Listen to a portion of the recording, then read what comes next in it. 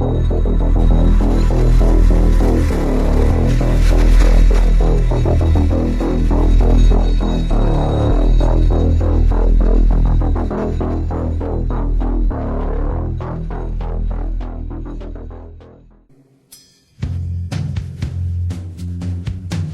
name is Nassim Sabs. Looking forward to here tonight on the show, ladies and gentlemen. So without further ado, I'd like to bring on my guest, Hross, to the program. Sean, thank you so much, my friend. You're calling at a very late hour from Switzerland, and I greatly appreciate you taking the time with me today. Welcome to Truth Warrior, my friend. Hi, Dave. I'm actually a South African. I'm just living in Switzerland here. And I would like to say just one thing about Bruce Lee. There's one thing not many people know, that is his grandmother was German. So he was like 75% Chinese and the rest German. Really? Yeah. And there's another, well, you can see it. He's not really Chinese like Chinese, and he's a bit stronger, you know, the body and everything. Maybe that's why he was also attracted to a white woman. I think she was of Swedish descent. And yeah, well, we all know they murdered him, and they even murdered his son, Brendan. That's right. Yeah, both in film. Yeah.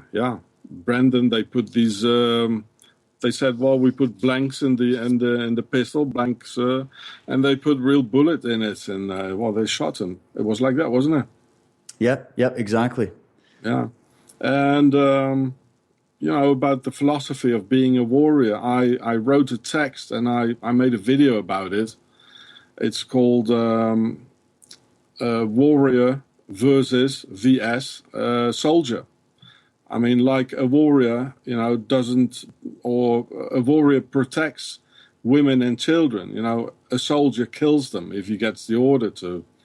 And a warrior doesn't obey any general. He just obeys his own conscience, and a soldier just obeys orders, and etc. I think I already sent you the PDF, or I will send it to you again. No, I do have it right up in front of me, and I was actually going to commend you on it. This is exactly the kind of information that I've been trying to bring forward. I've been studying martial arts my entire life, both in the physical dojos and also in the books, and trying to get as much of this piece together, this philosophy, which in my opinion has been it's been misrepresented completely in the media and in a lot of books and even in modern day dojos today. So I think that the way you wrote this, the warrior versus the soldier, I've been saying forever, you know, even soldier is referencing someone who fights for pay, someone who's paid to essentially be a mercenary for hire. And who hires soldiers? Well, of course, it's these different elites and kings and queens and rulers and governments that are out there trying to,